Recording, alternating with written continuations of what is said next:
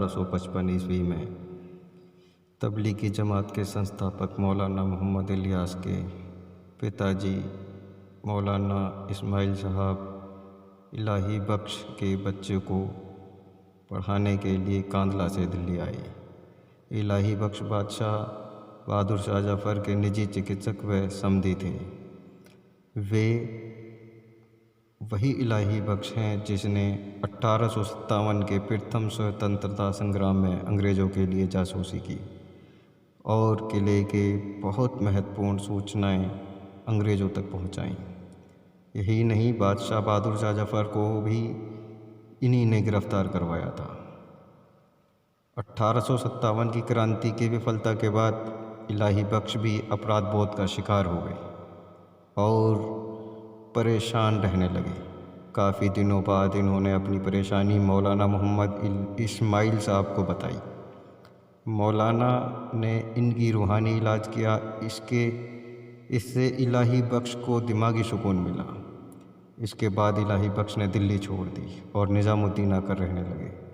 یہاں انہوں نے عالیشان بنگلہ بنوایا اور اس کے پاس ہی ایک مسجد بنوائی جو آگے چل کر بنگلے والی مسجد کہلائی۔ مسجد کے ساتھ ہی ایک حجرہ بنوایا اور مولانا محمد اسماعیل صاحب مرحوم کو مسجد کی امامت کا ذمہ سونپا گیا۔ اس سمے میوات سے دلی جانے کے لیے پیدل کا راستہ وایا دھوج و نظام الدین تھا۔ میواتی اسی راستے سے مزدوری کرنے دلی آتے تھے۔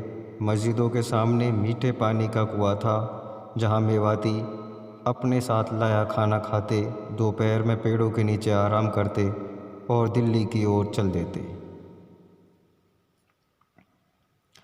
ایک دن مولانا اسماعیل اکیلے تھے۔ انہوں نے ظہر کی اذان دی اور نماز کے لیے کسی دوسرے آدمی کا انتظار کرنے لگے۔ اس سمے نظام الدین کے آس پاس آبادی نہیں تھی، بس حضرت نظام الدین اولیاء کی مزار تھی جس کے دکشن کی اور درگاہ کے حامدوں کے مکان تھے، باقی چاروں اور جنگل تھا۔ مولانا صاحب آدمی کی تلاش میں مسجد کے باہر نکلے تو انہوں نے کچھ میواتی آتے ہوئے دیکھے۔ مولانا نے انہیں روکا اور نماز کی دعوت دی، مگر میواتیوں کو تو نماز نہیں آتی تھی۔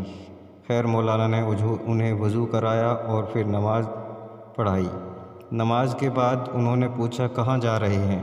میواتیوں نے جواب دیا، دلی مزدوری کرنے جا رہے ہیں۔ یہ سن کر مولانا نے کہا، اگر تمہیں مزدوری یہیں دے دی جائے تو کر لو گے؟ میواتیوں نے کہا، ہمیں تو مزدوری کرنی ہے، کہیں بھی کر لیں گے۔ اسی دن سے مولانا روزانہ انہیں نماز پڑھاتے، نماز سکھاتے اور شام کو مزدوری دے دیتے۔ اسی طرح 15-20 دن گزر گئے۔ ایک دن میواتیوں نے آپس میں صلاح مشورہ کیا، یار مولانا ہمارے پاس کام بھی نہیں کراتے اور اچھی اچھی باتیں بتاتے ہیں اور مزدوری بھی پوری دیتے ہیں، مولانا صاحب سے پیسے نہیں لیں گے۔ اس کے بعد انہوں نے مولانا سے مزدوری لینے سے منع کر دیا اور ان سے پیسے بھی واپس کر دیے۔ کچھ دن بعد وہ مولانا کو میوات لے کر آئے۔ فیروز پور نمک میں ان کا مقام رہا۔ اس کے بعد میوات کچھ بچے پڑھنے کے لیے نظام الدین گئے۔ اس طرح بنگلے والی مسجد میں نظام الدین مدرسے کی شروعات ہوئی۔ بیٹے نظام الدین آ گئے ہیں تو وہ بہت خوش ہوئے اور نظام الدین ان سے ملنے پہنچ گئے۔ کچھ دن بعد میواتیوں نے مولانا الیاس صاحب سے میوات چلنے کی درخواست کی۔ مولانا نے کہا، ایک شرط پر میوات چل سکتا ہوں کہ میوات میں ایک مدرسہ کھولنے کی ہاں کرو تو۔ میواتیوں نے ہاں کہہ دی۔ اس کے بعد مولانا الیاس صاحب فیروز پور نمک آئے اور آتے ہی اپنی شرط یاد دلائی۔ اس کے بعد فیروز پور نمک میں میوات کے پہلے مدرسے کی استھاپنا ہوئی۔ اس کے بعد اسی سفر میں کچھ 10 مکتب چالو کیے گئے۔ اس طرح کچھ ہی دن میں میوات میں سینکڑوں مدرسے کی شروعات ہو گئی۔ مولانا صاحب سمے پر ان مدرسوں کی پروگریس رپورٹ لیتے۔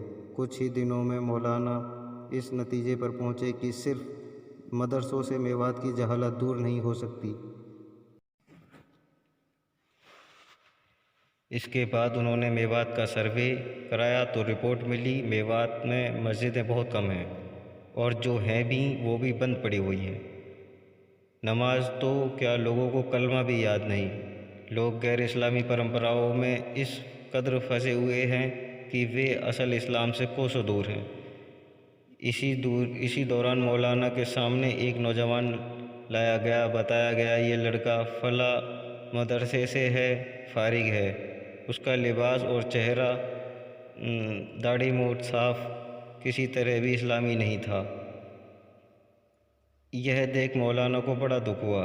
اب انہیں یقین ہو گیا کہ صرف مدرسوں سے میوات کی جہالت دور نہیں ہو سکتی۔ اسی سمے آپ سن 1932 میں تیسرے حج کے لیے مکہ گئے۔ یہاں آپ نے خواب دیکھا، آپ سے کام لینا ہے۔ صبح اٹھے تو بہت پریشان تھے، عالموں سے تاثیر پوچھی۔ عالموں نے ڈھانڈس بندھایا، فکر مت کرو، آپ سے کام ہی لینا ہے۔ کیا کام لینا ہے وہ خود لے لیں گے۔ حج سے واپس آئے تو ایک یوجنا بنائی، لوگوں کو مسجد تک لائیں اور ان سے باتیں کریں۔ اس کے بعد 2 اگست 1934 کو نوح میں پورے میوات کی ایک پنچایت بلائی گئی۔ اس پنچایت میں پورے میوات سے 107 ذمہ دار لوگوں نے شرکت کی۔ پنچایت کی ادھیکشتا مولانا الیاس صاحب نے کی۔ پنچایت میں 15 پرستاووں پر سہمتی بنی۔ مکھیہ طور مسجد آباد کرنا و نئی مسجدیں تعمیر کرنا، مسجدوں کا انتظام کرنا، میو مرد و عورتوں کے غیر شرعی لباس کو بدلنا، آپس میں جھگڑوں کو نپٹانا، دہیج بند کرنا، دین کی دعوت تبلیغ کرنا۔ دھیرے دھیرے یہ کام شروع ہو گیا۔ 3 نیم اہم بنائے گئے: گشت، نماز اور تعلیم۔ اس کے بعد سن 1939 میں پہلی جماعت کاندھلہ اور پھر دوسری جماعت رائے پور بھیجی گئی۔ جماعتوں کے لیے 6 بندوؤں پر کام کرنے کے لیے جانا طے ہوا۔ نمبر 1 کلمہ، نمبر 2 نماز، نمبر 3 ہر مومن کو کم سے کم علم سیکھنا چاہے اسے حرام اور حلال کا پتہ ہو۔ نمبر 4 اکرام مسلم، ایک مسلمان کیسا ہو، اس کا ویوہار چرتر کیسا ہو، لین دین کیسے ہوں۔ نمبر 5 اخلاص نیت۔ نمبر 6 دعوت تبلیغ، سبھی مسلمانوں کو دین کی دعوت دی جائے۔ اس طرح ایک یوجنا بند طریقے سے کام شروع ہوا۔ جماعت میں جانے والوں کے لیے بھی نیم بنے، وہ مسجدوں میں ٹھہرے، امیروں سے بات مانیں گے، سر نیچے کر کے چلیں گے، دھیرے بولیں گے، اپنا مال و جان تتھا سمے لگائیں، کوئی دنیاوی باتیں نہیں کریں گے۔ اس طرح جماعت کے لوگ صرف زمین سے نیچے قبر کی اور آسمان سے اوپر جنت اور جہنم کی بات کرتے ہیں۔ سیاست سمپردایکتا اور سے ان کا کوئی لینا دینا نہیں ہے۔ شروعات میں سماج سدھار پر کافی زور دیا گیا تھا۔ لوگوں میں آپسی جھگڑوں کو سلجھانا، بنا دہیج کی شادی کروانا، نکاح